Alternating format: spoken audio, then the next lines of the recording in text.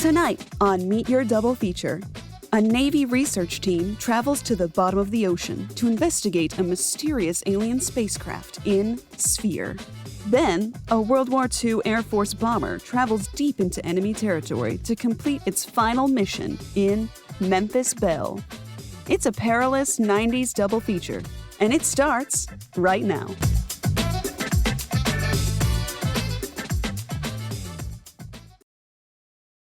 Hello and welcome to Meet Your Double Feature, a double-blind movie review podcast. My name is Thomas, joined as always by my brother Frank. Frank, how's it going? Excellent. That's not what I usually say. That's not what you usually say.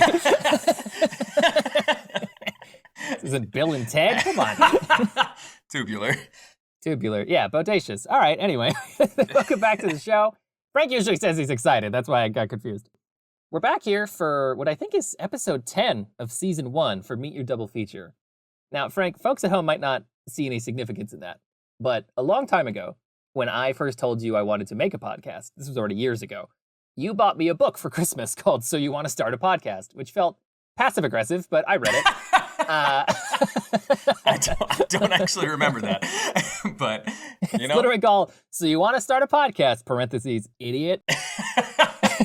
Just open it up and just like, good luck, loser. It's actually a pop-up book. But there was a statistic in there that I remember from way back then that was, I think 90+% of podcasts never make it past 10 episodes. Like that was the cutoff where most people, I think, realize that it's either too much work because it's not, most likely not their job at that point, they can't make time for it, or they just realize it's not as fun as they thought it was going to be, or, you know, any number of factors. But for us, this is episode 10, and we also had a bonus review go out about Tron Ares, which means, after today, we'll have beaten the record. We're in the top 10%. Oh, we did it. All right. I'd like to thank the Academy. Yeah. I'm sure that the monetization mummy's going to come rolling in. Yeah. Anyway, that's a small threshold for the show. So very happy about that. This will technically be our 11th episode to go out, but today is episode 10 of our main programming. So for anybody who's listened to every episode so far, of course, want to say thanks. And we'll keep doing this as long as we can. Still fun for us. Yep. Still excited. All right. Well, for anybody who maybe this is their first time listening, I'll go ahead and quickly recap how Meet Your Double Feature works. The way things go on our show is that every episode, Frank and I both ask the other to watch and review a movie that neither of us has ever seen before. We then give each film a score out of 10 to find out who, between us, gave the better blind movie recommendation. We also keep track of the cumulative scores for all the movies that we've recommended. Right now, as we come in towards the last couple episodes in our first season, Frank, we're like almost tied. I think it's like 1 point separates us in the season 1 totals. It's anybody's game. Yeah, it's it's a nail biter. It's a nail biter. Yeah, so I think we have tonight's episode and then 2 more. And so episode 12 will be like the season 1 finale. And then we'll probably have some in-between content before just resetting the board for season 2. But all of that said, why don't we get into the reviews for tonight's episode? Frank, can you remind the folks at home the film you asked me to watch for this one? Yeah, let me just look it up real quick to remind myself. Yeah, check your notes. Yes. Knows. I knew the whole time. 1998's Sphere. Sphere. The film title that will test the quality of your podcast microphone. Because that is really going to light up the pop filter, I think. A little peek behind the curtain there. I think at the end of the last episode, I pitched this as a movie that I thought you and I had maybe caught like 10 minutes of on TV once. Did that turn out to be the case, or was I completely off about that? To quote Gandalf the Grey, have no memory of this place. Not a single frame of Sphere was familiar to me at all. Good, great, okay. All right. I don't remember the story. There are other films where that has been the case of like, oh, we caught part of it like in a hotel room once and then never saw the rest, or like on a family vacation or something. But yeah, I don't know what this story is. I'm not sure if it ever happened. All right, never mind. Disregard everything I said. Disregard. There is no personal connection to this film. So what'd you think? Sphere, yeah. Sphere sucks. Okay. So, but like in a way that's at least interesting to talk about, which is good for us for content. That's good. I looked at the IMDb trivia when I was done watching Sphere, and the first anecdote on there was that Dustin Hoffman, critically acclaimed actor, the star of the film, said that in his opinion, the version of Sphere that was released in theaters was, quote, unfinished. Oh, okay. I think in his mind, there was more to be done, but budget and release windows caught up to them. And in his mind, the star of the movie admitted that he thought the movie was not a finished product when it hit theaters. And I gotta say, spot on, Mr. Huff. Oh, really? Like it actually feels like an incomplete film in some way? It feels like an incomplete edit of a film.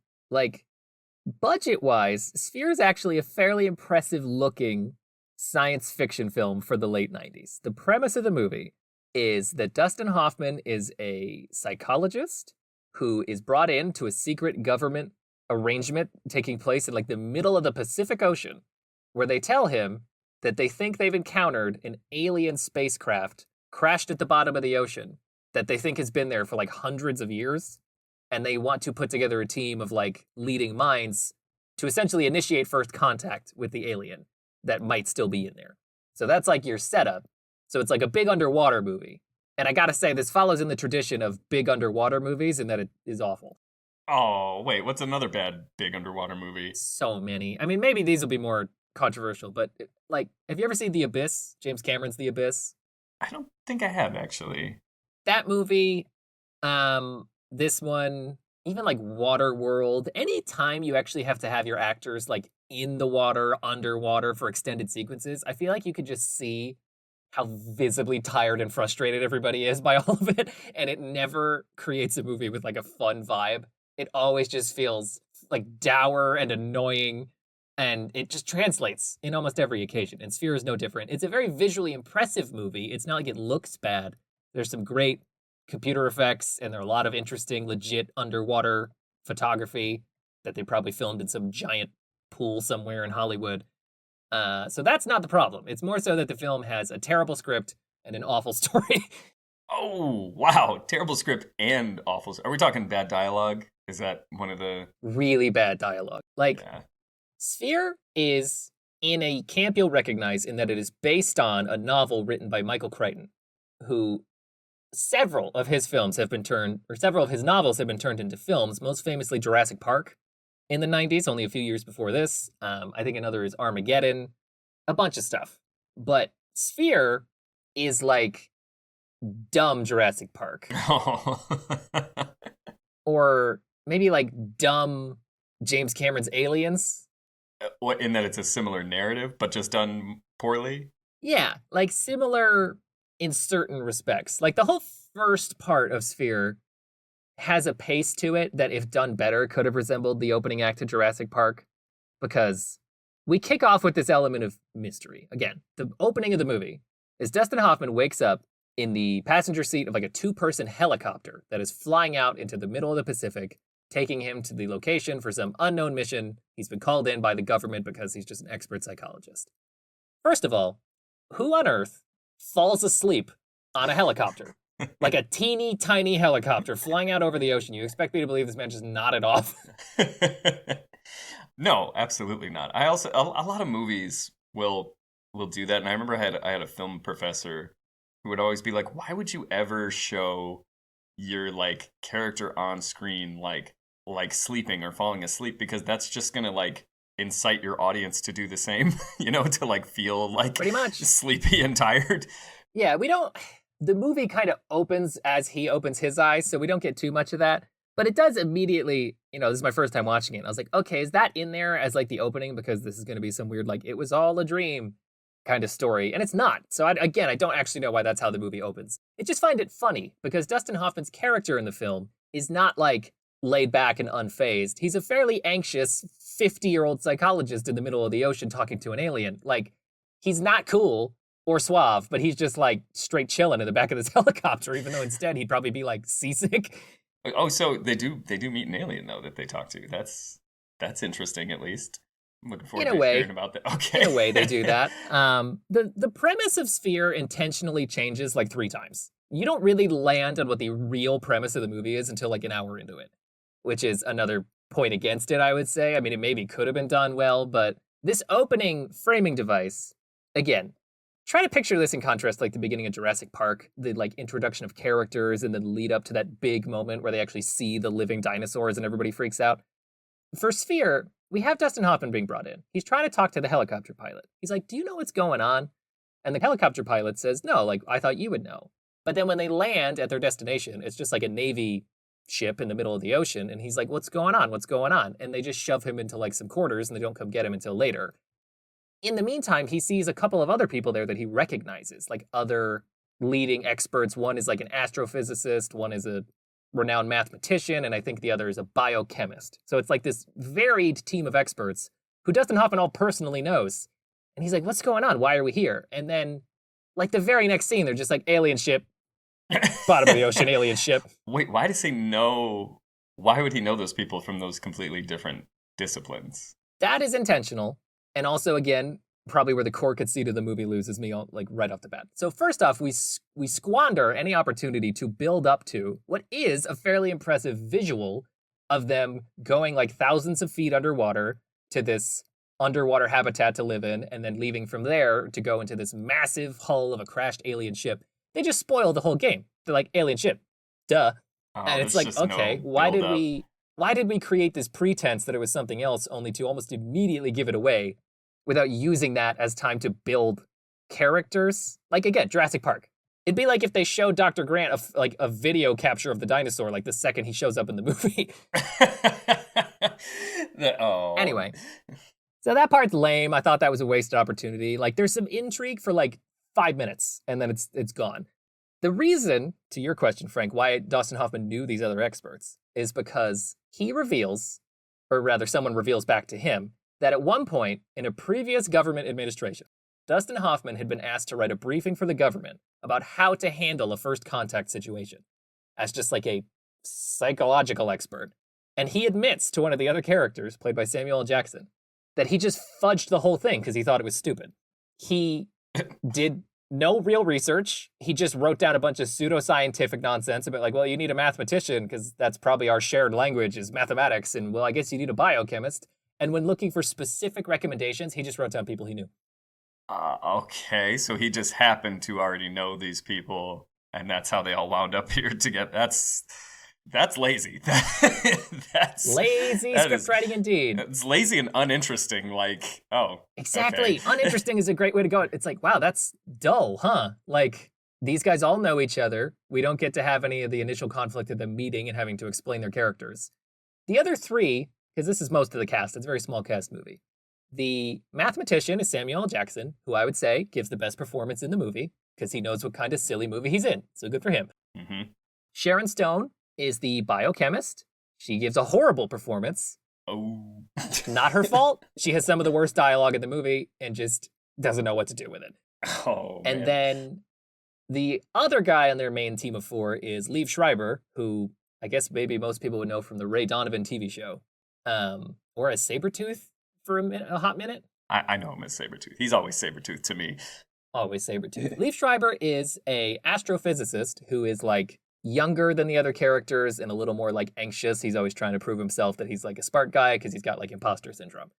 That's our 4-person cast. They take this team of experts down, who the main character admits almost immediately are not the right people for the job and their entire approach is wrong. But he doesn't tell anybody this, even though he's just been told there's an actual alien they have to go talk to. Because in his words, well, that would be fraud if I admitted that I made all of this up. So in order to dodge personal consequences, he just ignores it. And even though he admits this to the other characters, they don't care either. He tells Samuel L. Jackson immediately, he's like, hey, you really don't need to be here. I've roped you into a situation that's above all of our heads, even though we're not qualified to handle it. And Samuel L. Jackson's just like, alien ship. Would that be fraud? How is that fraud? Like, I don't know. That seems loose too. Like, loose is the problem. He just says like, well, I can't admit it. And it's like, okay. Like, you definitely could. You absolutely could. I mean, I don't think it's a plot hole that the U.S. government would rely on this like 20-year-old report from one guy about how to handle first contact if they were panicked and it just was like a pressing situation. Like, governments being silly and bureaucratic, whatever. That's not even really the plot hole. It's more so, what a dumb setup for this premise to not even be like a second act thing. They immediately tell you oh, this is all gibberish. We're not the right people for the job, and our approach doesn't make any sense before they even have begun the approach. Yeah, yeah. And then Sharon Stone comes in. She's like, "You're telling me we're some kind of astrophysicist, marine biologist squad? Like we're just..." Oh my gosh. Okay. I have a Suicide Squad reference note in here. Do you remember? I'm glad we're on the same page. Yes. There was a very memed line from the bad Suicide Squad movie where they're trying to introduce one of the characters, and the guy says something like, "I would advise not getting killed by her. Her sword steals the souls of its victims." Yep. I appreciate the accent that you through on there too. Yeah. It's really, she was turning into me trying to do accents, even though I never do that. Like, that's not. Okay, I didn't write down a specific example, but Sharon Stone talks like that the whole movie. Like, she has to give these overlong expository sentences to get information across, but they all like run for too long. And it doesn't sound like anything this person would ever say. Like, it feels so compacted into a piece of dialogue that there's no way to deliver it naturally unless you're like playing with the material or making it into multiple sentences. So she's got a whole lot of "I would advise not getting killed by her" going on in this movie. That's rough. That's rough for her. Yeah. Sharon Stone, very competent actress, but they're all good. This is like a good cast, but again, I think only Samuel L. Jackson had like enough experience being in dumb movies to be like, I know what to do. He was in Jurassic Park. He was like... That's a good point. Hold on to your butts. Anyway, so that's like the first part of the premise I have trouble with is like, why would you not just let this be 4 characters who meet over the course of the movie? Or why would you not like use that tension as like a secret that he has to keep, or, you know, something with like stakes? Because in the end, there's no consequence to his reveal. Because he never tells the Navy, and after a certain point, it doesn't matter. So, like, why is that part of it, that Dustin Hoffman fudged his way through a government briefing? Well, it's like, I mean, they asked him, and he was like, I don't know, these guys, like, there's nobody else. They're just, like, why are we just trusting what Dustin Hoffman says? Yeah, exactly. I don't know why they didn't, like, if it's an old briefing too, why they wouldn't ask somebody new that already works directly for the government. Because you end up giving pretty massive security clearance. Here's the other part that doesn't make sense. They found an alien ship at the bottom of the ocean. They assume, because there's like vibrations coming from it, that it's like active somehow. So there might be an alien in there. So their plan, the U.S. Navy's plan for first contact, is to take these 4 people who have no training in deep sea diving, taking them thousands of feet underwater with 1 Navy commander guy and 2 support staff, and that's it.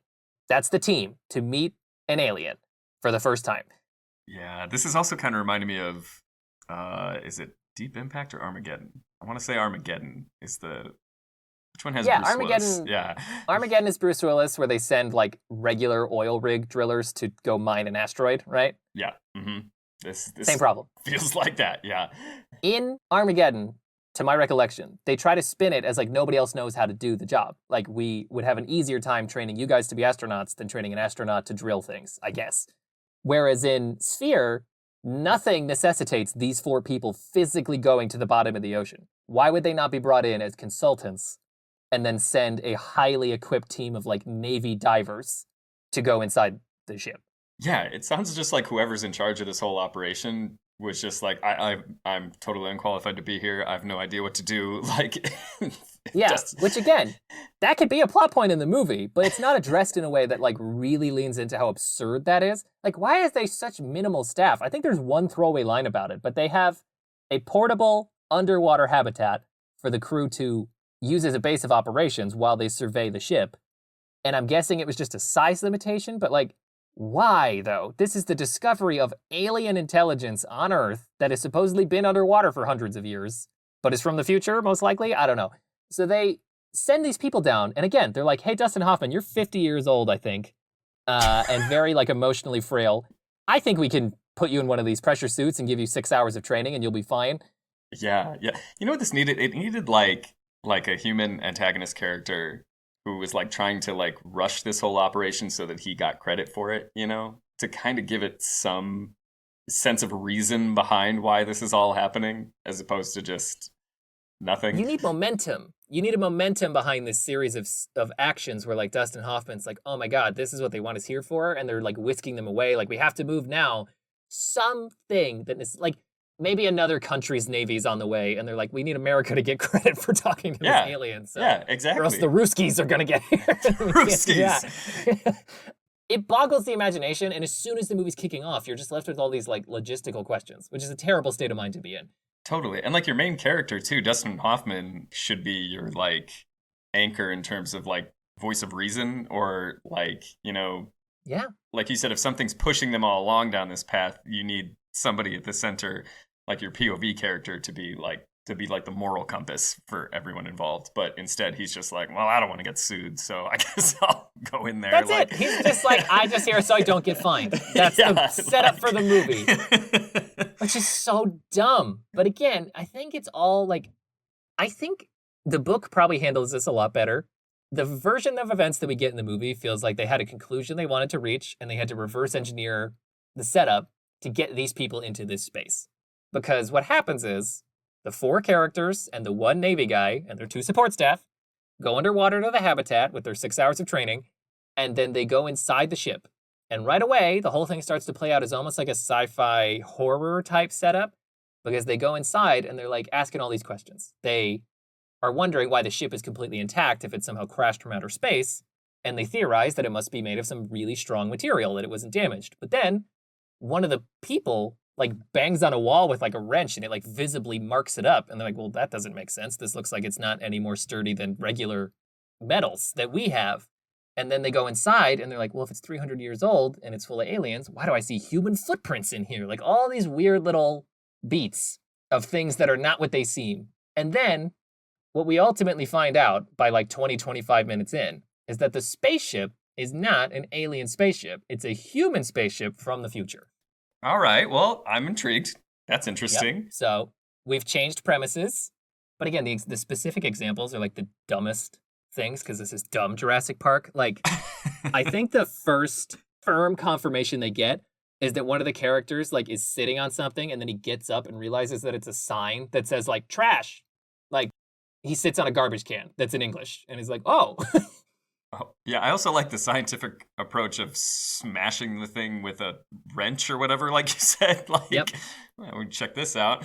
Yeah, nobody knows what they're doing. Like, Dustin Hoffman's performance in the movie is mostly that he's like, even though he's supposed to be the psychologist who kind of understands people's brains, he's always kind of anxious and asking all these questions. Like, they clearly don't know how anything works. They're walking on the seafloor to get to the thing, and he's just like, should my mask be fogging up? And they're like, yes, Mr. Hoffman, that's fine. And then he's like, what about the bubbles? He just doesn't understand any of this. Just keeps like, I'm just picturing he keeps asking that helicopter pilot, keeps going back to him. Do you know what's going on here? Can I? You know what's going on? Can we get my helicopter friend on the phone? He's the real expert here. I want to talk to him. Yeah, I want to talk to Mr. Heli. So yeah, that whole thing is like a really lazy setup, and then ultimately they find like a human astronaut corpse inside the ship. And they see that there's like, it starts to sound almost like a Star Trek episode for a minute, which is where my interest started to come back. Because they're like, well, we're looking at the ship's logs, and the dates on the ship logs go all the way into like the 2040s, which, because I guess by then we'll have hyper advanced spaceships that are unrecognizable to the human eye now. We're almost there. And I think the next thing they find out is that they look at one of the captain's logs, essentially, and they see that the ship encountered some anomaly in space that somehow got the crew all killed and got their ship sent backwards in time, presumably through like a black hole. And that's why it's there. So that's why it's both futuristic, but has been at the bottom of the ocean for a super long time. Yeah, like you said, we're getting into interesting sci-fi territory, which I'm not mad about, but I'm curious to see how they mess this up and make it uninteresting. The biggest problem is that the movie always stacks dramatic beats that are extremely redundant or unnecessary, because the premise starts with there's an alien at the bottom of the ocean. The big twist in Act 1 is, oh no, this was a human spaceship. The twist 2 minutes later is there's an alien in the ship, though. Okay, see, now how did we get there?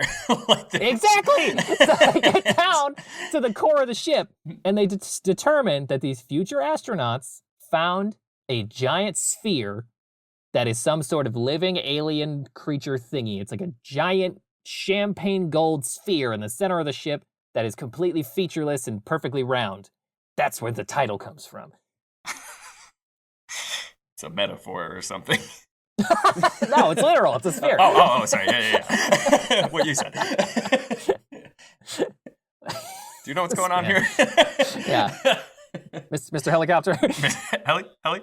So they find the sphere.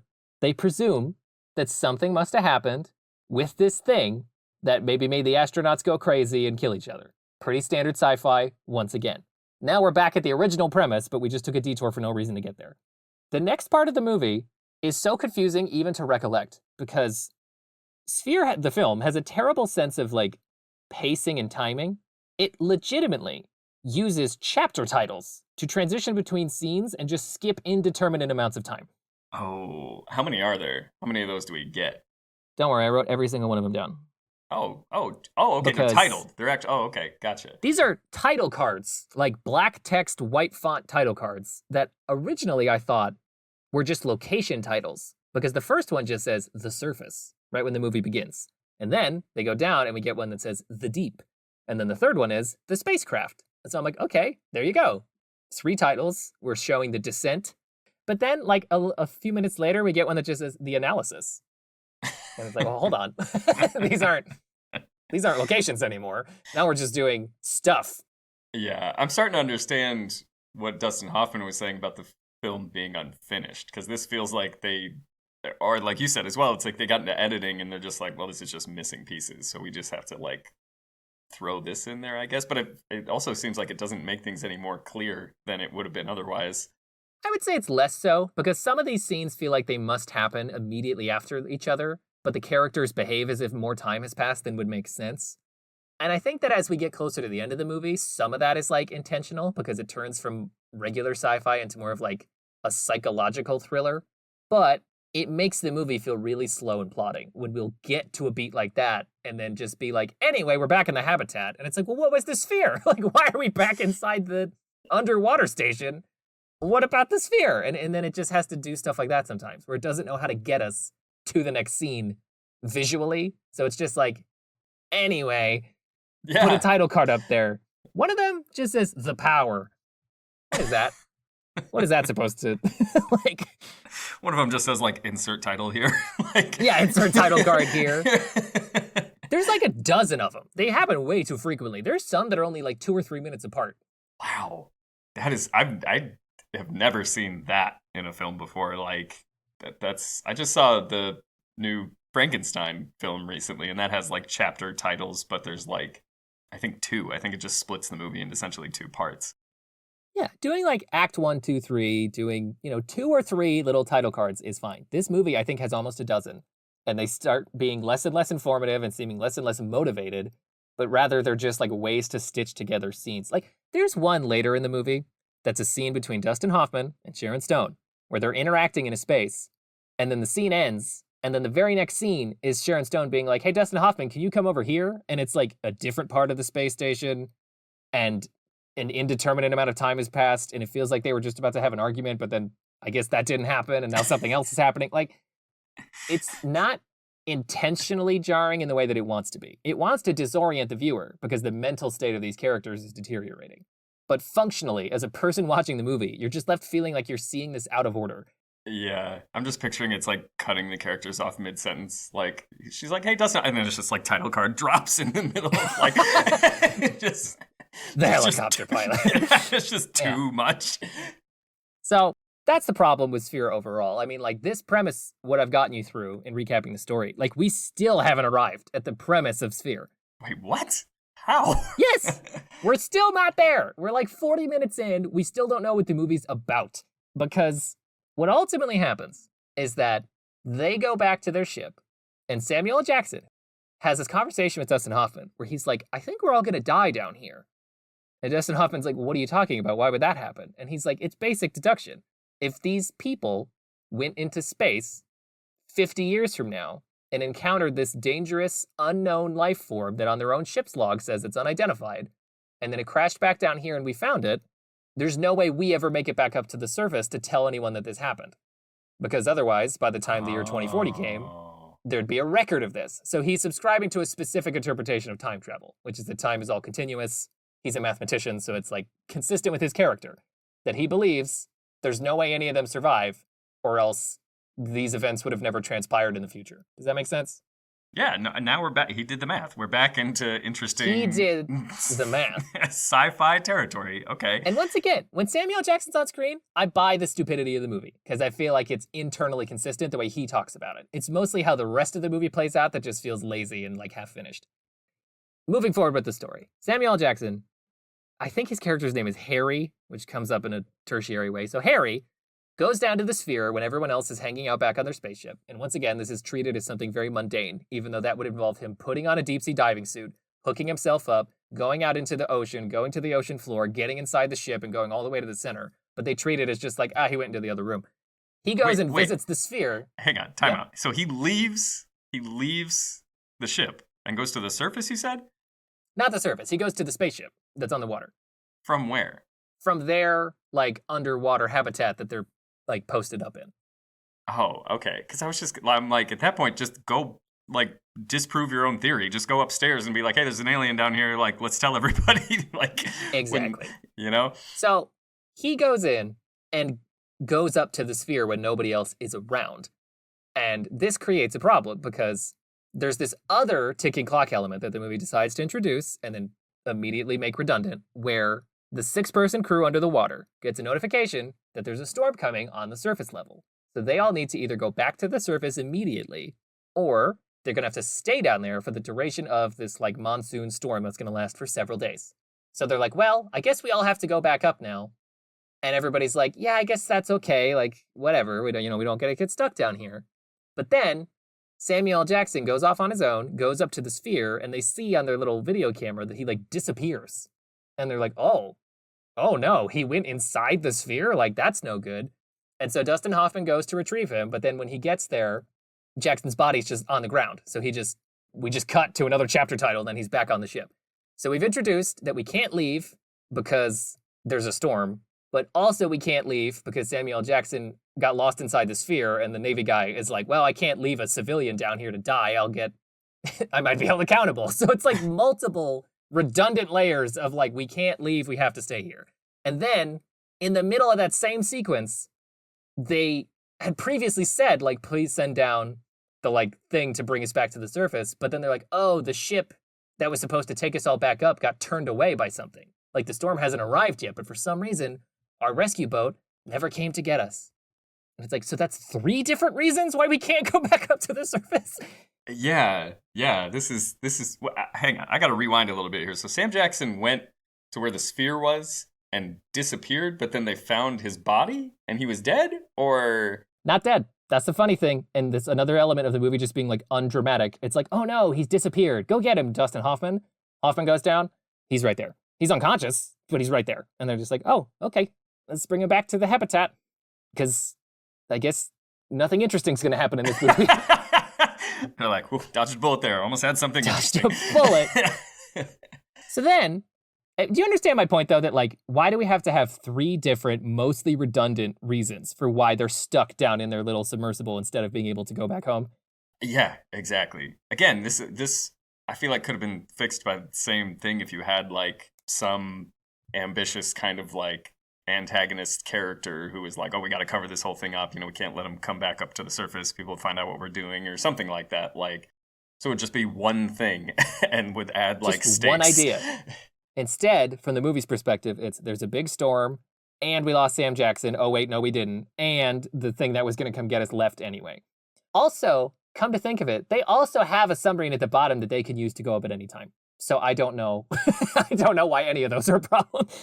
Also, they can go up to they have a sub that can take them up to the surface? They have a sub because that's another ticking clock element. It's like we have to upload recordings to a submarine attached to our like underwater house. And if we don't update it every 12 hours, it will leave without us because it's designed as a failsafe if we die down here so that the footage will surface and they'll be able to figure out what happened. So that's like a whole separate plot element that functionally doesn't really come into play in the way you would assume. That's overcomplicated. That's just, yes, it is. Way too much. Overcomplicated as heck. This is confusing me, and I saw the movie, and so I'm sure that anybody who is not is like, what is he even talking about? But like, that's what this movie's problem is. It's disorientingly stupid. It sounds like a Weird Al song. It does. Okay. Anyway, questions so far? Yeah. Like, what? Let's. No, you keep going. You give me more, because I'm still trying to like visualize, like, what are they even trying to accomplish at this point? They're trying to still figure out what this is, or is there an alien on the ship that they're aware of? Like, they only have a small window where the goal is, let's go back to the surface to dodge the storm. In the span of a few minutes, we have the scene where Sam Jackson goes into the sphere and then pops back out, and their rescue sub doesn't come to get them. At that point, they realize that the storm has now arrived, so they're stuck regardless, and they're not trying to do anything at this point. They're just trying to, like, pass the time. Oh, that's good. Yeah, they're playing cards. But Sam Jackson is acting funny, as you would assume. He's acting real weird. They have all these scenes around this kitchen table that looks really similar to the one from the original Alien, like the kind of like crew quarters kitchen. Yeah, this all sounds a lot like Alien. It's dumb Alien, though, as we said at the beginning. Not good. Alien with no forward momentum and no likable characters. But Sam Jackson's acting funny, and you would think this would start to escalate because it's an alien intelligence. Maybe Sam Jackson's going to turn into, like, an increasingly violent maniac. No. The movie probably goes on for 20 plus more minutes after Sam Jackson goes in the sphere before we even figure out what that did to him. Oh my gosh, really? Before it, yeah. I would say this is a 2 hour and 15-ish minute movie. I think around the hour 20 mark, we start to get to a point where they're communicating with the alien intelligence. That's how long it takes to get to, like, what is still arguably not the premise of the movie. You keep saying that. Like, what do you mean? Like, it's supposed to be a mystery, but it doesn't play out like one because you don't know what you're trying to solve for. Like, you get this whole beat in the second act where your two more mathematically minded folks, Liev Schreiber and Sam Jackson, see that there's all this weird mystery code showing up on their sensors and screens, which they reverse engineer into some sort of, like, language that they can communicate back with and turn it into English. So they're like, oh, the thing inside the sphere is trying to talk to us, I guess? And so that's like a section in the second act, is where you have to communicate with this sort of childlike alien intelligence and figure out what it wants. Dustin Hoffman makes an observation that it seems to have emotions, which he finds concerning, because he's like, well, if this thing can have emotions, it's been trapped underwater for 300 years. Maybe it's going to get angry. Like, that's one of his big lines before we randomly cut to a title card again. It's just funny. He's just like, emotions. That's concerning. Don't like that. As a psychologist, I tell people to avoid these. Yeah, you should just bury that as deep down as possible. Bury it way down at the bottom of the ocean, for example. So they start talking to that thing, and I do want to zoom in on this scene because I found it really funny. Sam Jackson and Liev Schreiber, they're like your math guys, but the function they serve in the story is that they're there to bounce exposition off each other in a way that is not super obvious that it's being dumbed down, where they'll have one of them say something kind of smart sounding, and then the other one will try to simplify it for, like, the other characters, and that's how they get the exposition across. But like, the end result of that is like some of the worst, stupidest dialogue in a movie I've seen in quite some time. Just between the two of them? Between the two of them, just because of, like, the writers of the film aren't smart enough to portray the characters being smart. You know what I mean? Oh, what? Do you have an example? What did they? I got a great example. I got a quote. I don't usually write down quotes, but here we go. They're trying to reverse engineer the code that the alien creature, who's just named Jerry, by the way, the alien's named Jerry. It self-identifies as Jerry. Hang on. It introduces itself as Jerry? Yeah, it says, "Hi, I'm Jerry." That's no, it does the not. Alien. No, it does not. I'm turning this off. This is turn the podcast off. Yeah, this is done. The movie Sphere is about an alien called Jerry, except it isn't. We'll get to that. But they're talking to Jerry, and they're trying to figure out the code to figure out, like, how they could translate the numbers into something they can understand. And at one point, Sam Jackson says that it's communicating a sequence of code base that's like a spherical cipher. So rather like some sort of three-dimensional number letter code. And Liev Schreiber's response is he's like, oh, so like a keyboard language, quote, but reflected in an orb spherically.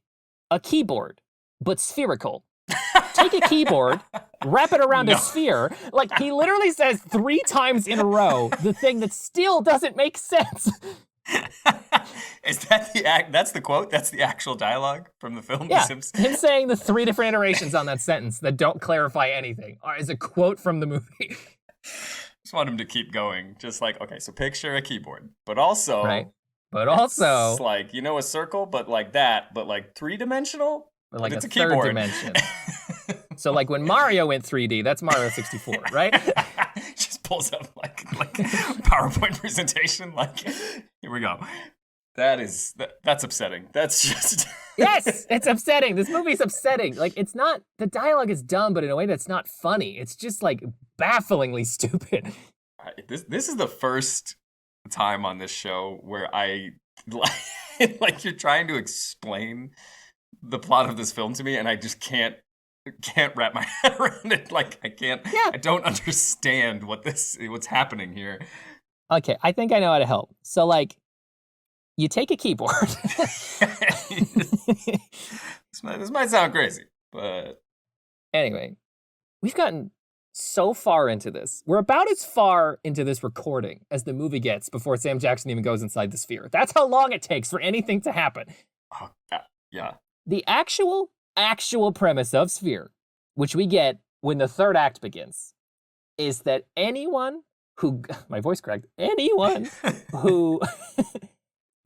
goes inside the sphere and pops right back out again gains the ability, unbeknownst to them, that they can manifest their dreams and subconscious into reality. What the hell? What? So guess what? Jerry, the alien who communicated via numbers on a computer, was a figment of Sam Jackson's imagination. It became real. It became a real. Physical... This isn't even science fiction anymore. This is just like... This is magic now. This is science failure, is what it is. So, also, because I love the details, guess how Dustin Hoffman figures out this reveal? Because things have gone poorly, in the parts of the movie I've skipped, several people have died. Queen Latifah was here, she's dead. When was she in the movie? I refuse to elaborate. Queen Latifah was one of the support staff who got killed by jellyfish. Jellyfish? You didn't mention any jellyfish. They were there too? We would be here all day if I tried to actually recount the plot of Sphere in order. It takes as long as the movie takes. Just keep going. Yeah. So the reason that Dustin Hoffman figures out, after Queen Latifah gets killed by the jellyfish and another guy gets cut in half with a door, Dustin Hoffman goes back and looks at the cipher code that they made and says out loud, because there's no one for him to talk to, oh, they translated this wrong. And he figures out that the two math whizzes, the psychologist figures out that the two math whizzes translated the numbers wrong. He outmaths them and realizes that they mistranslated Jerry for Harry, which is Sam Jackson's name. So he's like, oh, he wasn't saying my name's Jerry. He was saying my name's Harry. God, okay. Wait, but he figures this out mathematically? How does he figure this out mathematically? That's my question. Why would didn't carry the two? Why would the not math guy be able to look at the notes from the two math geniuses and figure out that they were wrong and also figure out how to do it correctly? Yeah, also like Harry and Jerry, they must have missed that's multiple letters off. Also, I'm pretty sure the alien at some point uses the word the in its speech, which would have shown up incorrectly if the letters H and E were being mistranslated. Yeah, no, this makes zero sense. Like, even in the internal logic of the film, this doesn't make sense. It would have to be like, I boom Jerry. You know, like just all of the letters are wrong. You did what, Jerry? Jerry, please. So that's the problem with Sphere. It gets that far in before eventually, like an hour and 20 minutes in, we're left with three characters. Dustin Hoffman's alive. Sharon Stone, Suicide Squad Sharon Stone is alive. I would advise not getting killed by her. Samuel L. Jackson is alive. And we realize that Sam Jackson is manifesting his dreams unintentionally and creating evil jellyfish and a giant squid monster and a computer. And a computer? Well, the Jerry on the computer was him. The Jerry. Yeah, okay. Yeah, of course.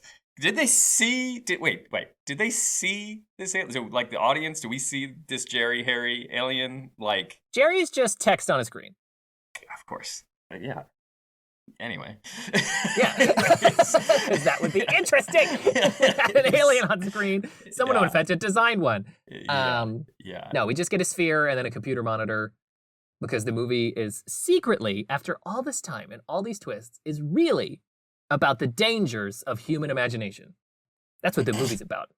Emotions are bad. Imagination is bad. Emotion is bad. So eventually, the final act of the movie is when things are supposed to go full Heart of Darkness, which they teed up. Everyone's losing their minds. And we're supposed to not be sure who of the three characters has entered the sphere.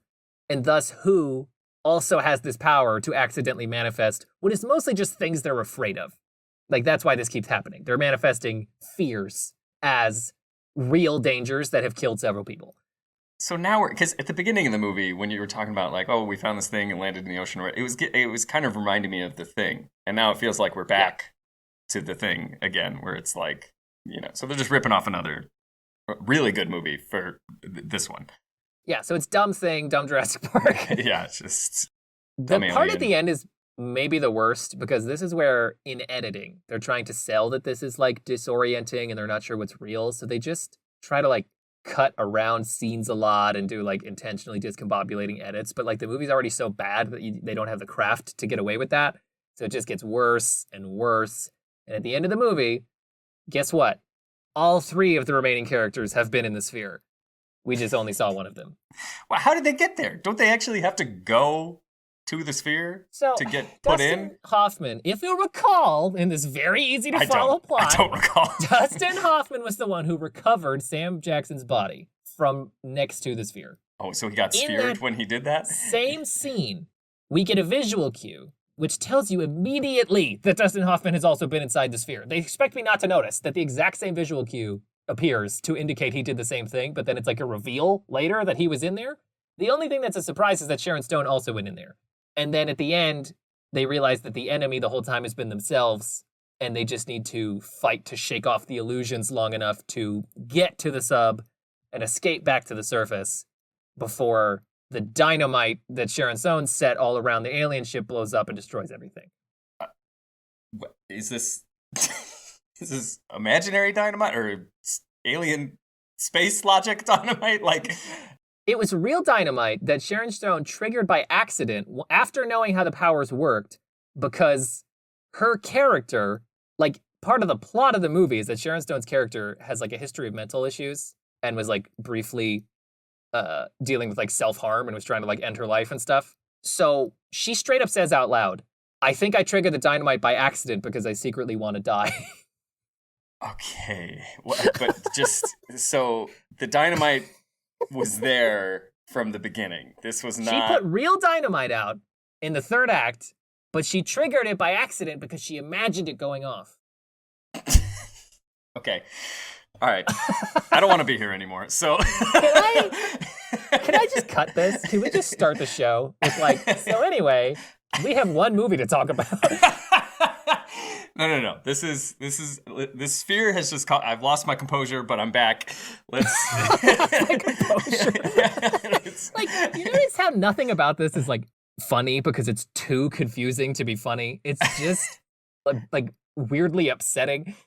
There's just so many layers to this. There's so many layers to this. Like, and then like you add in the like editing choices with like the title card. Like, I'm just imagining like you didn't see Sharon Stone go into the sphere because there was a title card in the way, and it's just like talking about something else. Like it was just somebody's like grocery list like up on screen. It's just like none of this drama is effective because really the movie is supposed to be about interpersonal drama between the characters trapped at the bottom of the ocean whose fears and repressed feelings are coming out in ways they can't control. But that doesn't become the premise until 3/4 of the way into the movie. Where did the sphere come from? So there was these guys went from the future, 2040. Yes. They went into space. Yep. And found the sphere out there, and then they didn't intentionally bring it back to Earth. They went through a black hole. Found the sphere. They all died because they all got the same sphere powers and slowly turned paranoid and killed each other. And then I think their ship drifted into a black hole that sent it cratering into the Earth. That somehow left no visible record that scientists would find until hundreds of years later. A black hole that sent them into the Earth in the past as well. That's got to be pretty funny. You know, like imagine you go out into the depths of the universe from Earth, go through a black hole, a rip in space and time that could send you theoretically anywhere according to modern science, and you end up back where you started. Back where you started, but like even further back than where you started. Yeah, like that's got to feel funny, you know? Like you're on a cross-country road trip and you're like, we're starting in California, we're going to New York. You take a wrong turn and you just like 6 weeks later end up in California. You're just like, wait a minute. Like, but they were already dead at that point? They were presumably already dead because they had all gone insane and killed each other. Okay. And we don't know where the sphere came from, technically. Is this no, the sphere is just like object? An idea, man. It's just like an idea. It's like a metaphor, like I said. It's, you know. It's a metaphor, but also a literal sphere. So guess what the end of the movie is? I couldn't tell you. I know you can't. That's a trick question. So eventually, they overcome the power of their delusions, our three remaining characters. The screenwriters, unfortunately, did not. Then we get them back to the surface. We get one last title card that says Decompression Chamber Day 1. There is no Day 2. We just get Day 1 when you could have just written it as Decompression Chamber. Yeah. And then there's a scene at the end where they're in a waiting room and they're like, okay, the bad guys, we blew up the spaceship. I think the characters at this point believe they blew up the sphere itself. But Sharon Stone says, we all still have the power, right? And they all go, yeah, we definitely all still have the power. Which I don't know why you would assume that if you blew up the source of the power. But anyway, they're like, well, the Navy's going to come in here. How come, to Sam Jackson's point, we escaped? He correctly postulated that we all should have died down there, or else the information that we know would become public and the future would never occur. And so Sam Jackson, his big math solution, he's like, I know what to do. They're never going to believe any of what we said. So we need to use the power of the sphere at the same time to forget everything we saw down there and thus not know that we have the power. What? Why? Why would you? Exactly. Why? You didn't know you had the power for 90% of the movie, Sam Jackson. Yeah. Or just like, don't tell them. And like, you have superpowers now. Like, you can literally warp reality to your will, and you decide to just forget about it. That whole scene plays out as if they're grappling with the weight of the power that they've inherited, even though at no point have they ever had a handle on how to use it. It's only ever tried to kill them, which is Dustin Hoffman's whole like monologue at the end. He's like, we're some of the smartest people of our age, and when given this power, we just resort to the most like paranoid, pathetic delusions and almost got each other killed. We're not ready for this. But let's not use it to like solve world hunger on the way out. Let's just forget we have it, and then it will effectively disappear, even though the whole problem throughout most of the movie was that we all had the power and we didn't know about it. So they do this. They all hold hands and they forget. And then the sphere, which did not die, flies into space, and that's it. It flies itself? Jerry flies it into space? Like, what? How does it? Jerry the sphere flies itself away into space. And then we talk about endings to movies a lot. We have a shot of it like disappearing into the stars. And then we sort of dissolve to a frame of the three characters just kind of still sitting in the waiting room, not doing anything. And then we dissolve back to outer space one more time, and then we hit credits. Which just feels like one last editing trip up. I'm like, what was that? There was nothing significant about that scene other than reminding us, yeah, they're down there. They were just like literally like on their way, like running out the door trying to edit this film to get it to theaters. Like that makes no damn sense. That makes negative sense. The whole movie doesn't make sense. It made me extremely frustrated, and we've had to talk about it for an hour just to get through the plot. Yeah. That is, I mean, I'm all for convoluted, like, science fiction premises, but, like, this one feels like, on top of being, like, needlessly confusing and also, like, had nothing to say or didn't know what it wanted to say or whatever it intended got lost in translation in, like, the, like, final product of the film somehow. So you're just left with, like, this mess, just like a confusing mess. Yeah. Sphere is so unequivocally the worst movie that's been profiled on this show. Like, it's not even close. It has no redeeming qualities. It's not funny bad. It's not, I'd watch it on a lazy Sunday bad. I don't ever want to see this movie again. I think maybe what happened is that you and I watched this as kids for 20 minutes, and we realized it was so bad that the only way to escape that knowledge was to forget that we had ever seen it. Oh, or you did and I didn't. I forgot to forget. So that was the other thing. Why was the twist at the end of the movie not that one of them didn't choose to forget? Like, why wouldn't you have Sam Jackson do like a little wink? Like, I remember, you know? I didn't forget. I didn't forget anything. And they're like, forget about what? And he's like, don't worry about it. And then a title card pops up that says he remembers. How did the sphere leave? How did the sphere It flew away. Yeah, but how? Was it sentient the whole time? Like, was it trying to... Because, like, it didn't seem from everything else he said like it had any intention Agency? behind... Yeah, like... Look, the sphere is not taking questions at this time, okay? We can forward any remaining questions, and the sphere will follow up with you at its earliest convenience. It's just... Poochie died on the way back to his home planet. Yeah, that would have been great if it happened like way earlier into the movie. Sphere is too long. It's annoying. Literally, the only thing I could say is that the presentation is mostly actually pretty good, like better than you would assume. Like the music is decent, although misused. The sets and the like computer effects for 1998 are like really, really good. It is a polished visual production and nothing else. All right, well, that's something. There, you know, pretty good. Sounds pretty good is what you're saying. It's pretty good. I mean, I'd put it on. I can't remember what happens in it, so there must be a reason for that. Yeah, there must be some reason. Anyway, I guess we didn't do a lot of reflecting so much as just recapping, but I'm over it. I'm over Sphere. I have nothing. Yeah, I have a headache. Cut to commercial. Cut to commercial.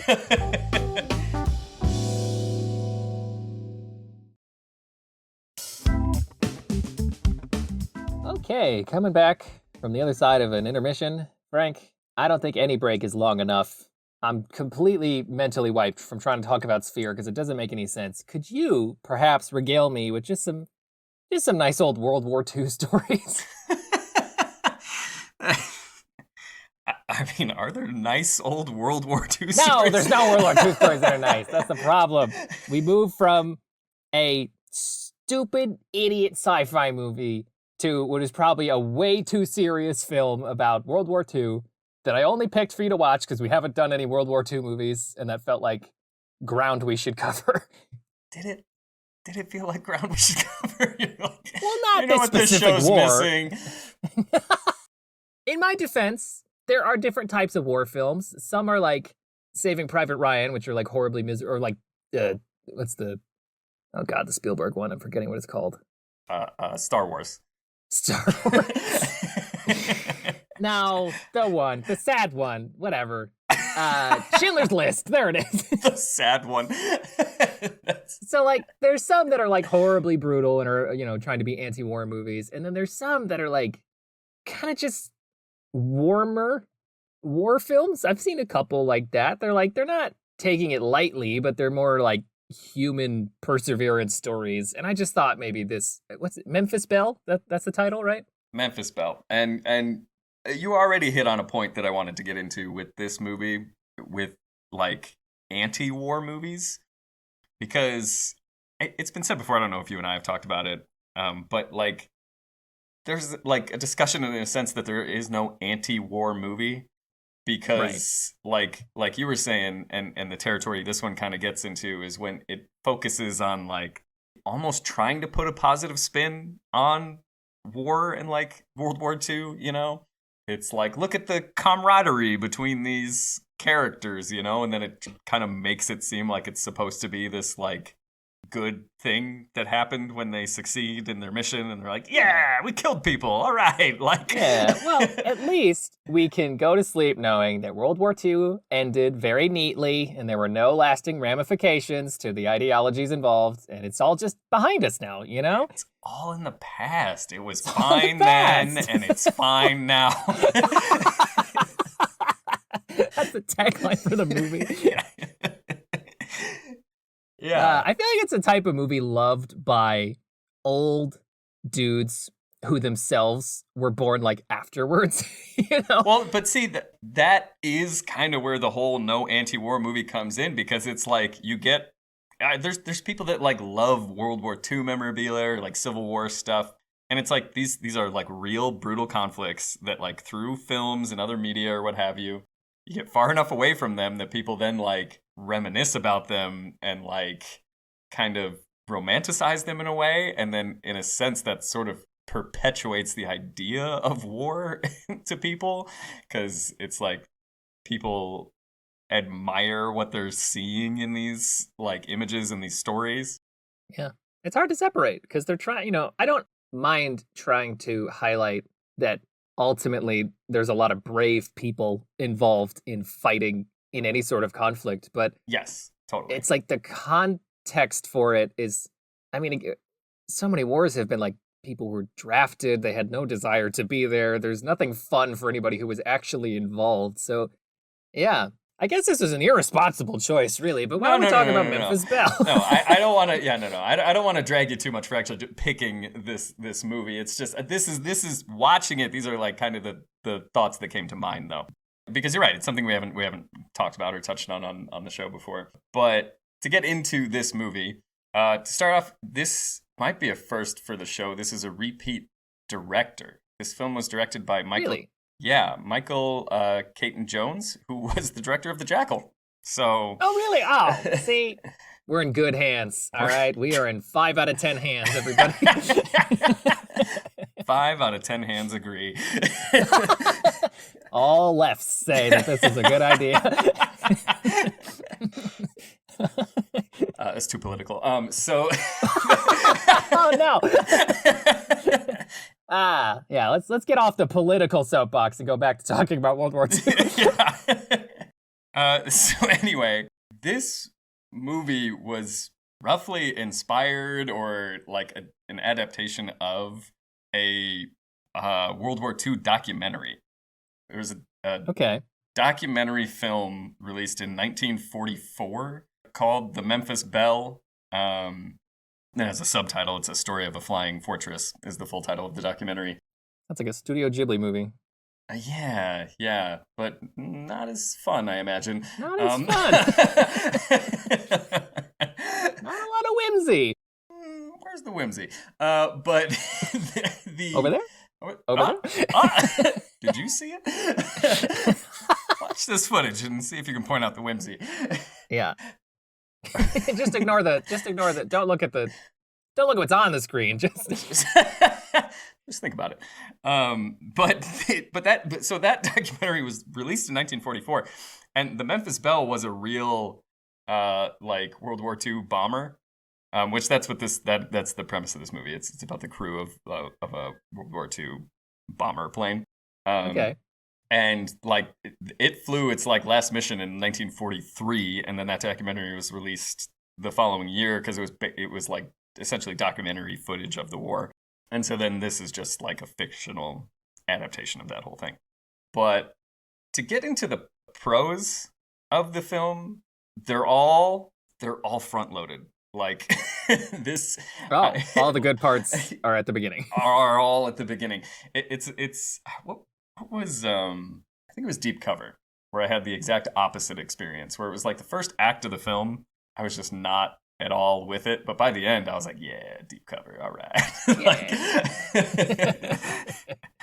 But with this one I was like, damn, you know what, we may have stumbled on like, this is like some real classy kind of just artistic big budget filmmaking happening here, you know, like, because tied into the documentary thing, I mean, there's just an impressive amount of like B-roll, like to kind of set the mood and the scene at the beginning of the film, because the plot of the film is very simple. It's just about the crew of this World War II bomber, and this is like their final mission. It's like they have flown 24 successful missions, and if they finish this last mission, then they get to go home. Is that a thing? You get to leave? The war's not over, but if they've done enough. Like, you guys have filled out your punch card. You're going home. You get a free sandwich. You get a free sandwich. Okay. I mean, that might be a real thing, but that is kind of funny to imagine. Well, that's the thing. I don't know. So it's like, this is a heavily fictionalized, like, none of this is like based on reality in the sense of like 1-to-1, but it is based on like, you know, they had this footage from the documentary.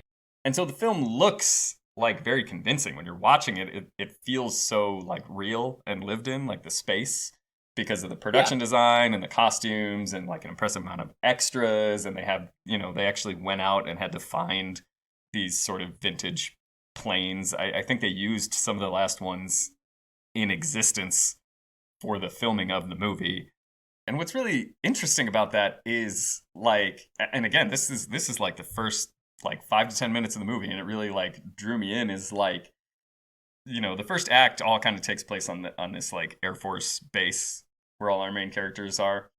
And the beginning of the film is like, you know, these other planes are like returning from like a mission. So they're all like kind of flying in one by one, and they're like counting them. They're like, how many planes, you know, made it back, how many were shot down or whatever. And then there's one coming in that's like clearly like, you know, damaged, and it's like it's only got like one wheel down, and it tries to like land with just one wheel, like kind of do like a crash landing. And like visually it's super impressive, because like they blew that plane up. Like, wow.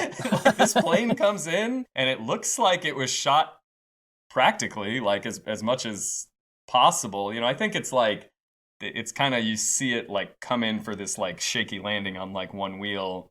And then there's obviously like a few cuts and like reactions from the other characters. And then we just get a shot of the plane just erupting. I was like, wow, that is impressive. Like, production design, like, or production value, I should say. That is sort of what I was getting at in picking a movie like this, is like, I know there's a lot of nuance in making a film about a war, or making a film in any sort of coordination with your country's government, in like how things are depicted. It's obviously going to be very softened based on whose perspective it's from. But a lot of talented filmmakers have been attached to projects like these, and a lot of them do have a lot of money behind them. So like, that's what I thought would be curious about this. Like, is things like that just like a massive, impressive technical spectacle for something like that at the beginning? Yeah. But again, super front loaded. Like, you get all that at the beginning, and the beginning of the film really feels like it's building so much tension. You know, it's like you're getting to know your main characters. It's a lot of people you would recognize. Like, Sean Astin is in it, which I didn't know going in. Oh, okay. Billy Zane, Harry Connick Jr., this is his first role. He's super young in this movie. It's a lot of like 90s specific actors, like people whose careers didn't even make it past, you know? Yeah, yes, exactly. Like, but it's like even if you don't know these actors' names, if you're familiar with any films from this era, you'd be like, oh, it's that guy. Yeah, exactly. It's a lot of, there's that guy. Yeah, John Lithgow, like you said, Eric Stoltz. Oh, I don't know if I said that. I don't know if I said that in this episode, but Eric Stoltz was the guy who originally was cast to be in Back to the Future. So there's some like test footage of like early scenes with just a different Marty McFly. And I think they just kicked him out because they thought he didn't fit. I don't blame him. Like, he's totally fine in this movie, but like there's some actors where it's like, you kind of, if it's like the first role you've ever seen them in or something, and then you see them in something else, you kind of associate them too heavily with like a different role maybe. Yeah. And this guy, he was in Pulp Fiction. Like, the scene where John Travolta brings Uma Thurman, because she's like OD'd, and he brings him to like his like drug dealer's house or something. I don't know. Oh. Like, that's Eric Stoltz? That's Eric Stoltz, yeah. And like, oh. To me, he's always that guy. He was like too good at playing like that, like kind of creepy character in that movie. Yeah. Well, that's cool. I did not know that was him. Yeah.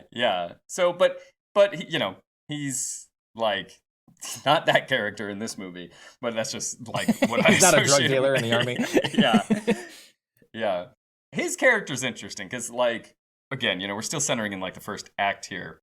Like, the film just really feels like it's building up, because you feel like you have a sense of where it's going. It's like it's all of these characters.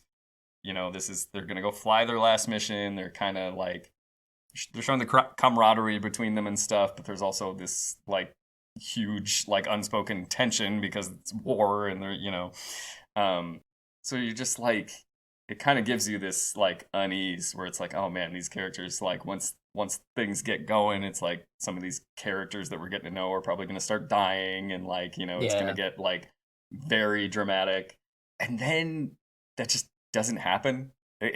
Like, you know, it just doesn't deliver on that, which was really disappointing, you know, because it's like I said at the beginning, I'm like, this feels like prestige drama in a sense, you know. It's like we're this is very like aiming to at least appear historically accurate and like dramatic, but it's just like the limitations, I guess, of the story itself, like, because the entire rest of the film, once they like go out on their final mission, is like they're a bomber plane. So it's just these guys like up in a plane for the rest of the movie. Oh yeah, that's a good like, point. Not exactly front lines. I mean, no. It's like they are, but you can't threaten danger beyond like they might hit us, and then either they do or they don't. Yeah. It's just like there's other planes shooting at them, and it's like this plane that they're in feels very claustrophobic, which I guess adds to the tension in a sense, because it's like I wouldn't even want to be in there, period, let alone like in the middle of a war zone in the air. But it's just visually, it's just like you don't see anything else. There's like nothing they can really show, and no way to really move the story forward in an interesting way once they're up there, you know? Because their mission is like, okay, we got to go bomb this place and then turn around and fly home. That's it. That's the whole thing. That's the goal. Yeah. And Eric Stoltz's character, he has this whole thing, like, you know, when they're introducing everybody, where all the other characters are like talking about what they're going to do when they go home and like once the war is over. And he has this like film camera with him. So he's always like taking pictures of everybody. And he's like, yeah, I don't know what I'm going to do. He's like, this feels like home now. You know, he's like, I've become so close with all these people here, you know, and he's like, I guess that's why I'm always like taking their photos, because I like want to remember them, like, you know, once the war is over and we like go our separate ways. And like, to me, I'm watching it and I'm like, oh, well, okay, he's going to die. You know, it's like, absolutely, he's going to die. Like that's the human interest story, is like, so many young people die in armed conflicts whose whole lives are ahead of them, and so you can tell interesting stories about like what never was. I would immediately assume that's like the point of the movie if I was watching it. Yes, well, and especially because he's the one, like, he's taking all these photos, so I'm like, oh, he's gonna die, but then they're gonna have all these pothotos that he took, you know, and maybe either no photos of him or like one. Yeah, exactly. Because like they're like all annoyed. They're like you know, all of the other characters are like, stop that. You know, they're like like stop that. Stop doing that. Well, yeah, it's just like it's so. And then that just doesn't happen. He's the one character that I'm you know, again, I'm jumping to the end here because not much happens in this movie, unfortunately. Like, but is that the similarity between the two movies in this episode? Two films where not much happens. Except a lot happened in the Sphere. Like, nothing logical happened, but like there was like a million different things going on. Whereas this is just like, oh boy, okay. Like, two guys in a plane. Basically. Like, but his character is the only one that's even really, like, he gets shot. Like, they're up in the air and other planes are shooting. The big dramatic point of the film is they're flying. Their mission is to go bomb this, like, factory that's, like, building, you know, army stuff. It's building, like... You can tell our experience in this area. You know, army stuff. They're just building army stuff. More planes, more MREs. Planes. Something we don't want them to build. Legos, maybe? Who knows? But Legos. they're like, okay, but there's like a hospital nearby and like a school or something. So like we got to be really accurate and just bomb this building. And like they, you know, when they get there, they're like, oh, it's like there's a bunch of smoke or something. Or like we can't see the target. So it like there's this whole thing where they're like, do we drop the bombs anyway? And Matthew Modine, he's like the captain of their unit. And he's like, well, no, we can't just drop them, you know, if we're not going to be accurate. And he's like, so we got to like do a lap and, you know, or we got to, you know, turn around and come back and like do it again.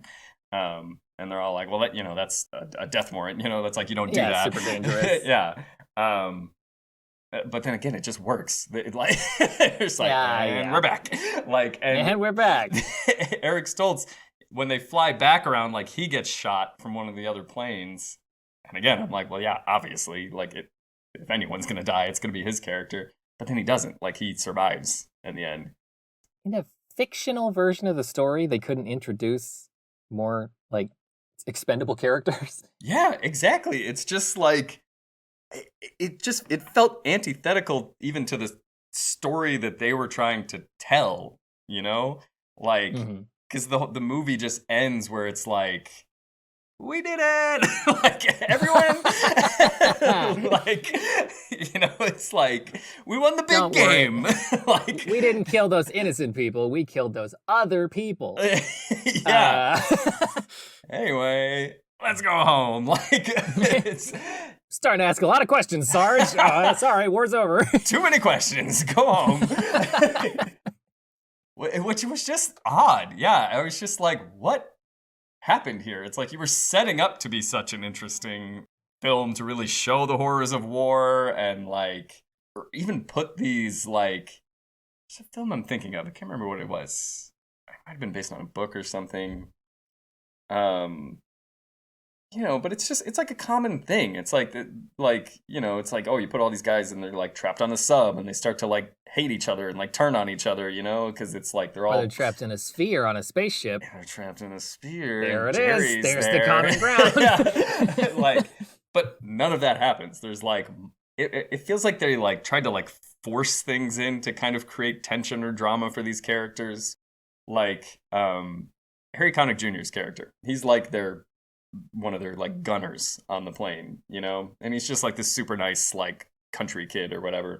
And one of the other characters, who he's like the co-pilot, I guess, like he's up front with Matthew Modine's character. Co-pilot? Yeah, exactly. He's Alexa, where are we? Alexa, I need a linguine recipe and also information on how to drop a bomb.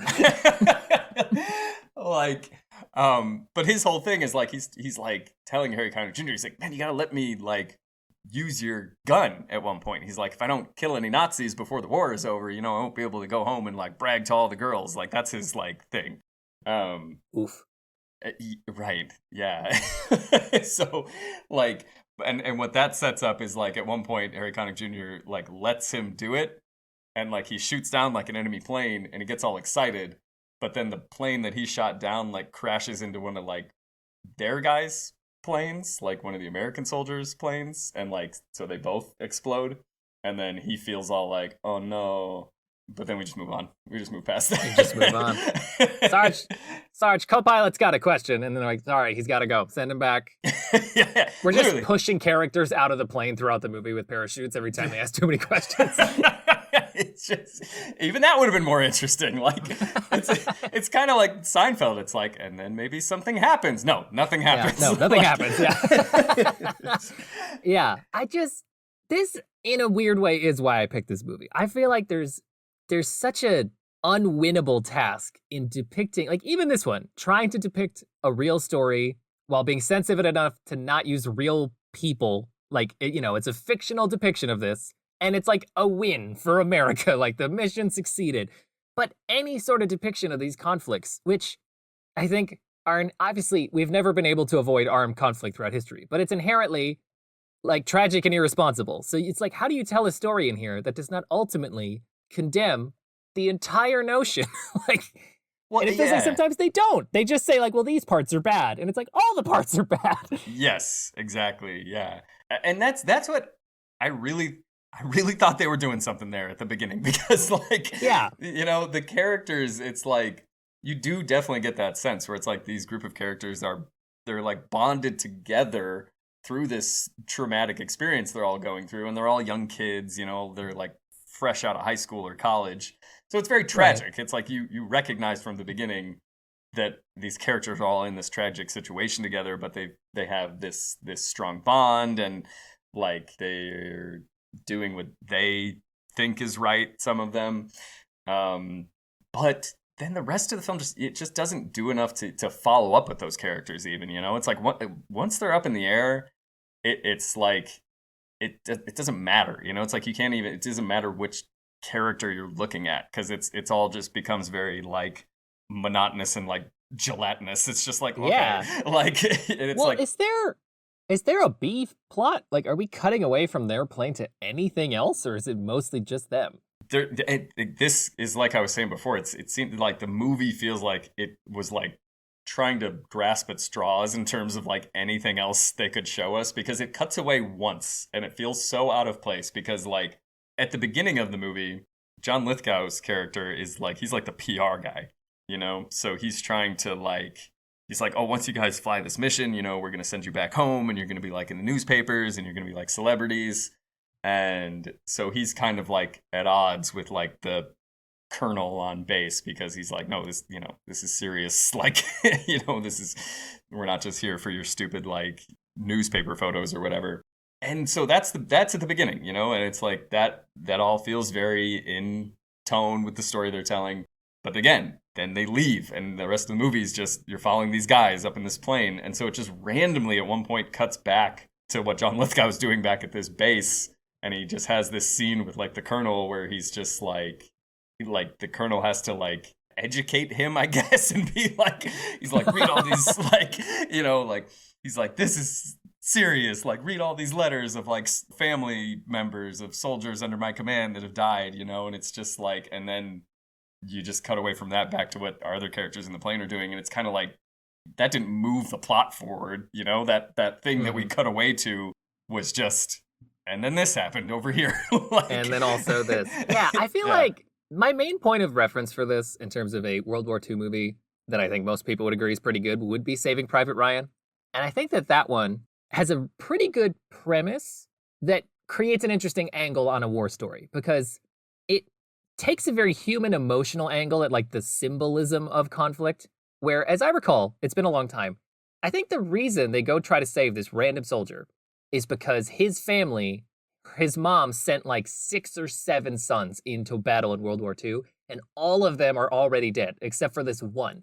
And so as like a PR type thing, and for morale sort of, they send a whole task force unit of soldiers to go bring this one pointless kid home. Not pointless, but like this one kid home that has no strategic value to the war, just as like a human emotional reaction to that tragedy of like, this mother has lost all of her kids except for one. We have to try to send one of them home, even though doing so is not strategically viable and risks the lives of other men.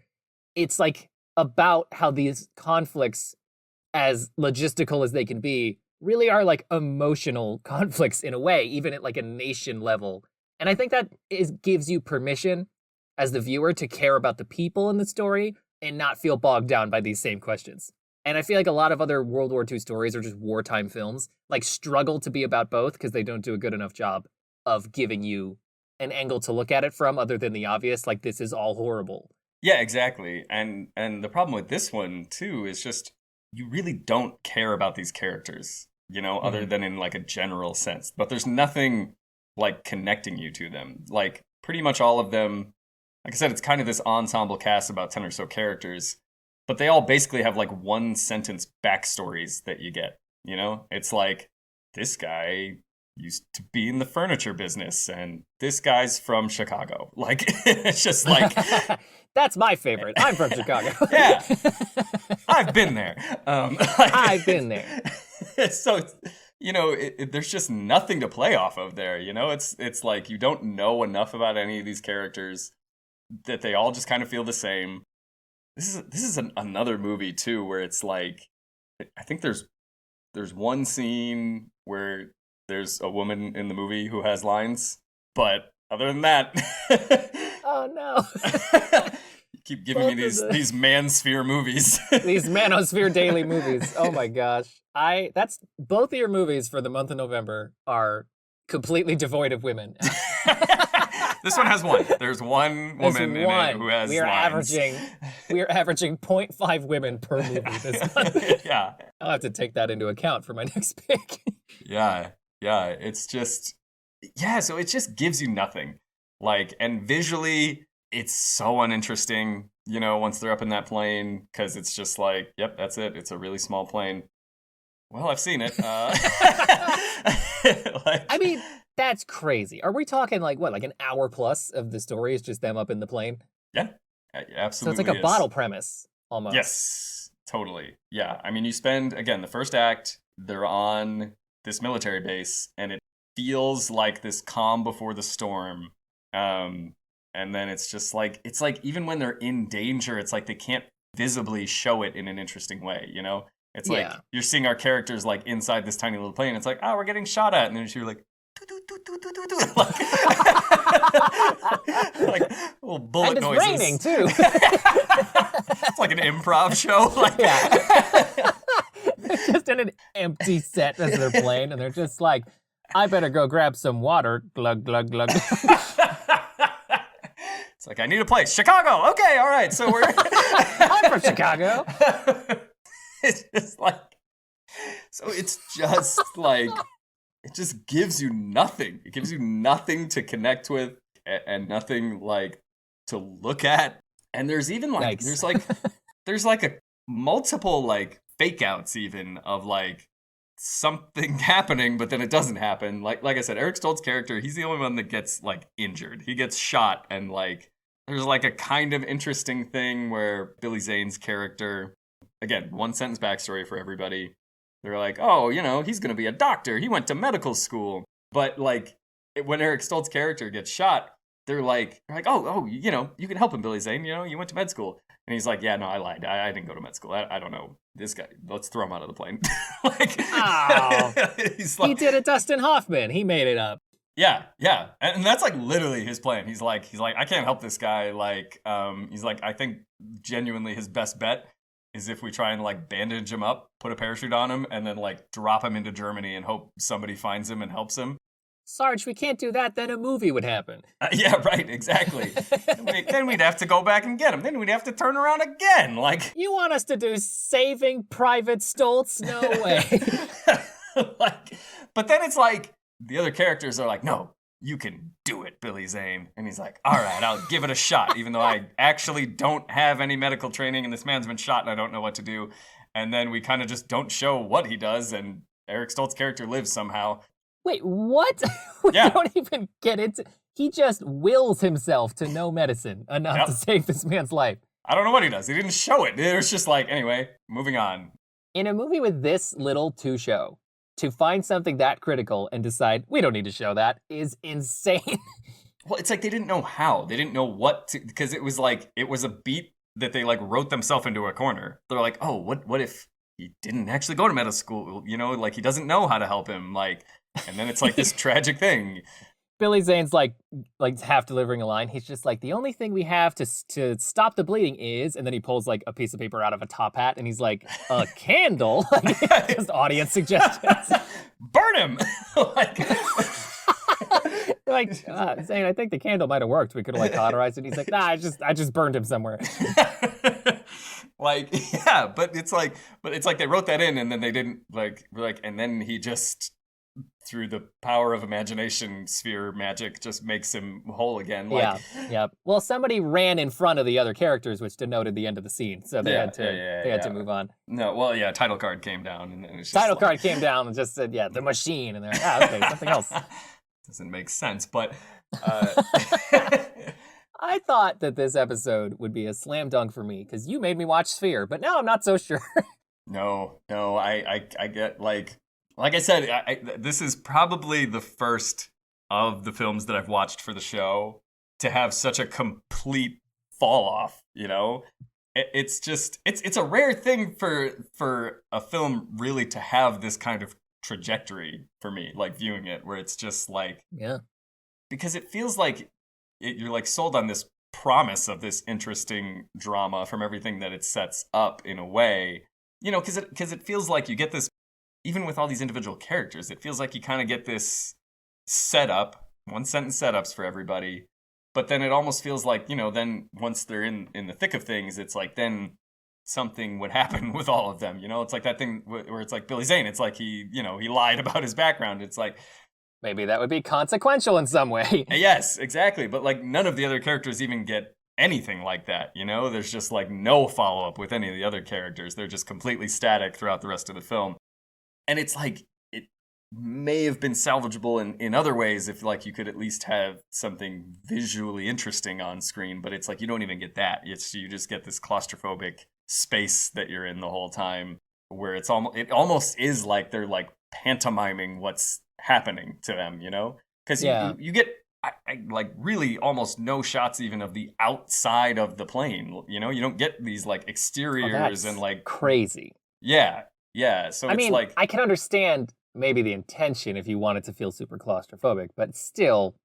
Yeah, but it's like not even that. It's like it feels like it tried to go. Because, I mean, that original documentary was like a propaganda film, basically, you know? It's like, here, support the war effort. Like... Recycle your nylons. So it feels like... Humphrey Bogart.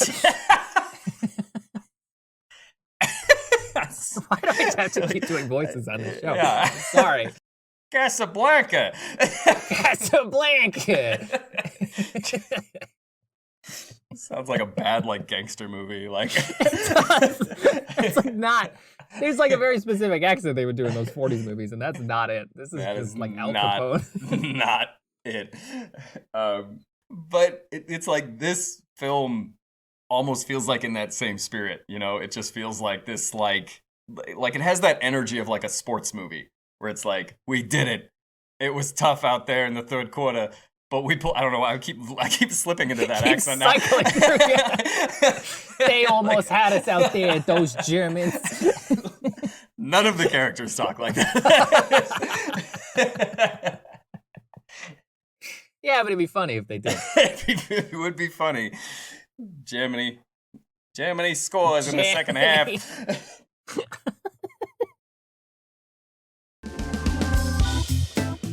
Okay, Frank, a couple of flops today as far as our forgotten 90s picks. Sphere was terrible. It sounds like Memphis Belle really suffered from being just kind of boring. So I'm curious to see who's going to win. It's going to be the battle of the losers.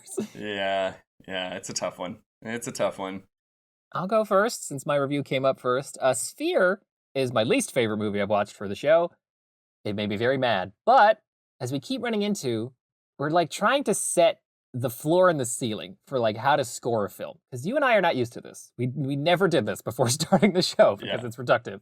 But now we're trying to rate things out of 10 and not look like frauds. And so I want it to be relatively consistent. So I can't just say like Sphere was awful, it's a 0. Because no, there's so much further down you could go than this movie in terms of like more boring, more incoherent, like non-functioning.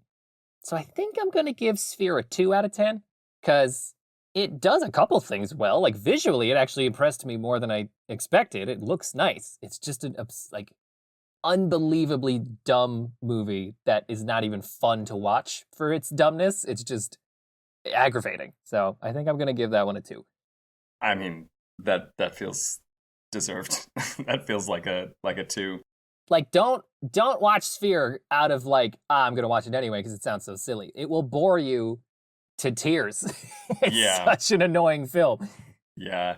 I mean, it like on paper, it sounds like, you know, when you throw in so many wacky elements that like, even if it's bad, it could be interesting. Cause that's the territory I kind of more lean into. Like I prefer, like theoretically, I would prefer a Sphere to a Memphis Belle, you know, whereas Memphis Belle is just this very kind of like technically correct in a lot of ways, but falls flat. So it just kind of falls into this like nowhere territory. Whereas like Sphere is not an example of this, but similar films to it, where it's like they kind of shoot for their moon in terms of like creativity or just like craziness to the point where it becomes interesting, even if it's a bad film. So theoretically, I would prefer a Sphere. That is a tough one. It's hard to say, right? Yeah. To a Memphis Belle, but this one sounds like a unique case of it just being so poorly executed in every way that it was just like there's nothing redeeming about it. It should have been more of a slam dunk because like I'm super open to science fiction. Some people don't like sci-fi in the first place, but like we both are huge, you know, into that genre, much more so than war films. So like it was almost favored towards Sphere and it still managed to mess it up. Yeah, exactly. Which is a bummer. I did not know what Sphere was, that it was going to be that bad when I picked it. Well, we forgot about it. We chose to forget about, I used the stones to destroy the stones. Yeah, exactly. Yeah. So 2 out of 10 for Sphere. Okay. Over to you. What's your final tally for Memphis Belle? This is a hard one, because if I turned this movie off 20 minutes in and just imagined what the rest of it would be, I would be like, yeah, that was probably a pretty good movie. Yeah. But unfortunately, I saw the rest. So, yep. It's like you said, it's tough to find that floor, find that ceiling. I think this is gonna be a 3. I think this is gonna line up with Grifters. 3. Okay, right tied for the worst one that I've given to you. Yeah, it just, like, out of all the movies I've watched for the show, those are the 2 where I just wouldn't want to watch them again. You know? Yeah. Like I listened back to our episode we did with like the prophecy, and like I was telling you, I think off air, like I gave that film a 4 out of 10, but I'm like, Prophecy was so much more interesting than like a 4 out of 10, if that makes sense. Like, yeah. I do think like we've mentioned, we'll probably come back and kind of do sort of a retrospective where we talk about everything. But it's, this one falls into that Grifters territory where I'm just like, gosh, no, this just really did not click with me. Which is saying a lot, because you and I are such film fans, and you're like you have literally made a feature yourself. So like there's such an inherent interest in just how people put those pieces together that it's hard to be turned off completely by a movie. It like you have to work so actively to be that boring or that annoying, and these 2 both succeeded. These might be like the 2 worst movies we've had to review, and so it's funny to me that they ended up on the same episode. Yeah, because it's not like we were like, you know what, let's do a Rotten Tomatoes episode here. Yeah, exactly. This is not intentional. This is just how it goes. It's just the nature of the show. Yeah. All right. So that's a 3, you said, for Memphis Belle, right? Yeah. Okay. This is so fascinating. So we have 2 more episodes left before we decide who wins season 1. We'll each recommend 2 more films. We'll rank those, and then we'll do a cumulative total. After 10 episodes, we are within 2 points of each other. I've given you 10 films. Total scores for that from you, 56 points. You've given me 10 films, 54 points. Which both, like, mathematically makes sense. We're, like, averaging towards the middle. And we're just, like, almost exactly tied. I just find that kind of baffling. Yeah. The fix is in, all right? We're doing it for ratings. Well, we're definitely not. And I'm glad that you're the one that have the total scores in front of you, because I'm not like trying to be influenced by those in any way. I'm just trying to be like, this is just how I feel about this individual film. So yeah. The other funny thing is that I have won the episode despite the movie I gave you earning a 3 out of 10. Yep. That's how it goes. I did it. I've won episode 10, our landmark 10th episode, which means that as we move into our picks for next time, I'll go first. Have we done like a straight up comedy on the show so far? Like not like a comedy drama, but just like a full blown comedy film? I mean, I don't know. I guess that Wes Anderson movie was like in the comedy genre. That's true. That's more of a comedy. But it was like a moody indie comedy. Yeah. No, it wasn't like a Ace Ventura, like, Okay. I'll go in that direction then. You know what? I mean, by the time this next episode's coming out, we'll be towards the end of the year. People are just trying to unwind. Nothing too serious. No more war, Just some laughs. Some laughs. So I am going to ask you to watch 1997's The Wrong Guy, which is a movie I saw on some thread recently. I think the star of the movie is one of the guys from Kids in the Hall, the old comedy group. I don't. Kids in the Hall? Yeah, they had like a show in the 90s. It was like a sketch comedy thing. The premise of The Wrong Guy, to my understanding, is it's like this regular office worker guy, his boss gets like murdered and he thinks that he's been framed for the murder. And so he goes on the run, even though no one actually thinks he killed the guy.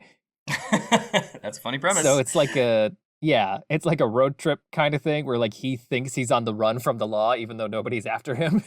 Okay. Yeah. Just a classic. Over to you. Over to me. So Yeah, I don't know. This is an interesting one. I'm going to recommend to you. Actually, it's not a recommendation. It's more like you have to watch this. More of an assignment, yeah. Yeah. It's 1995's Cutthroat Island, starring somebody I know you're a fan of. This is Gina Davis is the lead in this one. I do like Gina Davis. Isn't Sam Jackson in this one too? I don't think he is. I don't believe so. I could be wrong. Then I don't know what this is. This is why I picked this film, because it's interesting to me. Kind of a piece of film history here in a way. This movie, it's like a pirate-themed movie. Oh, awesome. Right? Totally awesome. But it was such a box office failure. I think it bankrupted a studio. Oh. And basically, like, blacklisted pirate films from Hollywood for like a decade, because like essentially this one did so poorly financially that like the studios just didn't believe in the bankability of pirate films after it until Pirates of the Caribbean. So oh wow, yeah, so that's like an 8-year drought. Yes. Does it have like, do you know if it's like critically panned too, or is it just a box office flop? I didn't get into that because I didn't want to skew my perception of it or yours too much. Like, good point. So I specifically avoided like looking into if it's actually a bad movie and that's why it performed poorly. And I'm sure there's more stuff we can get into. I did read a little bit about like reasons why it did perform poorly. But yeah, I didn't get into the critical stuff because I'll let you do that. I'll leave it up to me. Yeah, well, I'll tell you right now, Sphere was like a 17% Rotten Tomatoes. So you could have probably flagged that one a little bit earlier. It seems like it should be lower, honestly. Like, seems like it should be lower, yeah. Is there a 0? Is there a 0 on this thing? Oh, there's absolutely, there's 0 scores. Yeah. Sorry, there's a 2. There's a 2 on here. It's a 2 out of 10, which 17 out of 100, that is worse. Yeah, it's true. Anyway, that's math, everybody. We'll see you in 2 weeks for the next episode of Meet Your Double Feature. Before we go, Frank, I feel like we should shout out our socials and our website, because I sometimes forget to plug that at the end. We do have a website. You can listen to every episode of Meet Your Double Feature by going to meetyourdoublefeature.com, spelled in full, just like the name of the show. We also have some blog posts on there. Frank just added one about the upcoming Frankenstein film on Netflix. So occasionally, we're even going to cover stuff not covered directly on the podcast. And yeah, there's lots more you can find there. You can find links to every other platform to listen on. So please go ahead and check it out, meetyourdoublefeature.com. Yeah. Frank, anything you want to plug, or is it, yeah? I guess that's it. Yeah. Well, you mentioned the socials too. I don't know if you wanted to plug the... I totally would if I had them in front of me. I want to say it's Instagram is Meet Your Double Feature on Instagram. We're also on Blue Sky on MYDF Pod, because Blue Sky wouldn't let me type in the full name, said it was too long. Anyway, we used to end the show on funny things.